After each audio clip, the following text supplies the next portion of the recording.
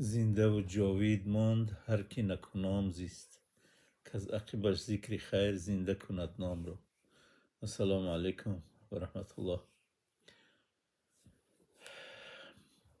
سخن دانسته گو تا دوست را دشمن نگردانی، زی حرفی بی مروت آشنا بیگانه میگردد. برای همین ما با یگان ملت، با یگان خلق، همین ملتچیگی خودش یک خیانته، هیچ وقت تهوین تحقیر نمیکنه. و همین خاطر به خاطری که ما هممون یهودی تبارایی که بخارایی بودن، بهترین استادای ما بودن، تا حتی تا حاضر ما اونا رو فراموش نمیکنم. بسیار چیزا رو ایونا آموختیم، مخصوصا دادخواه گفتنی یک کندید نوک بود، دکتری علم ها بود، اوید با بیولوژیا، در اوید با گنتیکا بود. با فکرم آخی هم بهترین انسان، بهترین نمی درس هم خیلی میگذران، فهمه هم خیلی چی که بسیار سخت طلب بود. تا حتی در قره قریه بولو دکتر شده کار میکرد، اپراسیونی. با فکرم بسیار همه، تا حتی در همان رفته ما گرچند پداگوگ هم بودیم، رفته در قریه بولو در همون اپراسیون ما را میگوتیش کنه. بسیار ما اینا بسیار چیزا آموختیم، یهودی تبار بودن. با همه خاطر باید هیچ وقت تنقید و توصیف و همه خیلی گپای بد باید نگوییم. محمد جان اگر زنده باشن همش، یوسفوف، خدا اگر زنده باشن عمرشون دراز کنه، بهترین انسان ها بودن. ما اینا بسیار چیزا رو آموختیم. با همین خاطر همه مردم خوب و گنده هسته، باید هیچ وقت یک مردم ما تهوین نکنیم. جنگ است، این میگذره، انشالله خوب میشه همه دنیا.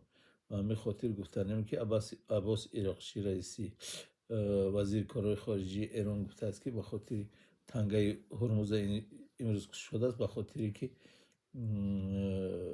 بین لبنان و اسرائیل 10 روزه آتش بس اعلان کردند. به همین خاطر تنگه هرمز، همون گلوگاه هرمز گشوده شد.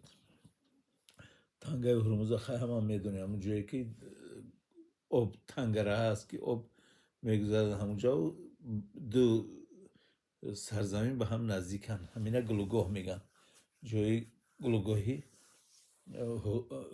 هرمز.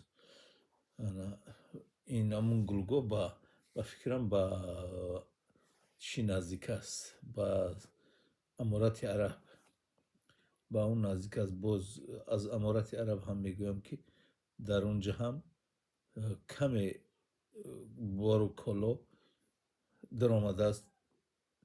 به خاطر ما هم جمع گپ زدم و یک نفر اونجا هم کاروبار اون کالا در آمده است. خلاصه البته کشوده شدن همین تنگه هرمز، کشتی ها در کار در آمدن، رفت و آمد زیاد شده است. به همین خاطر بسیار خیلی خرسند شدیم که آرامی شود خداوند، که این عاقبت شود خیر بیاره. ولی با بعد وای است، همین آتش بازی بعدشون چی میشه نامعلوم. خدا هم خیلی دوام کنه که است یک شرط گذارن، یک گپی خوب و مصلحتی خوب قطعی تنجی همونی شود. و همین خاطر ما هم بسیار خرسند شدیم، همین گپا رو فهمیدیم. باز چی از بعد همین چی را فهمیدم که حاضر در همون فیسبوک دیدم، خیتای با روسیه گفته باشند که ما دیگر با دلار نه و یوان و روبل کار میگیریم. وقتی تجارت، کارهای تجارتی خودمان رو با حسابی یوان روبل باید که کار بگیریم. همه خیلی گفتند که خیلی اونش نامعلوم چی میشد نمیشد.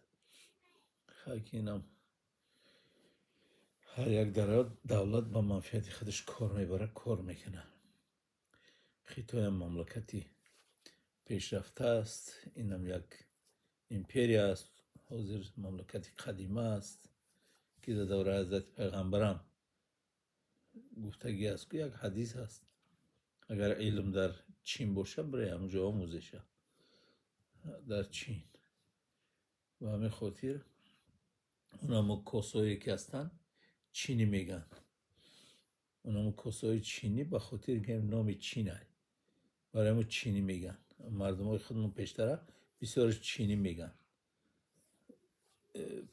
حاضر هم در منطقه کلو بسیارتر مردم همی چی را استفاده میکنن چینی را بیار میگن همون کاسایی که چی هسته همون را چینی میگن از همون نام گرفتگی است و همین خاطر چین بسیار مملکت قدیمه است خیر خدا یار نگهبان شما باشد در کانال ابونه شوید همون دیلک فراموش نکنید بزنید خدا نگهبانتون باشد پناهتون به خدا فکر ملاحظه اختیار در پایان نوار نویسید شب بخیر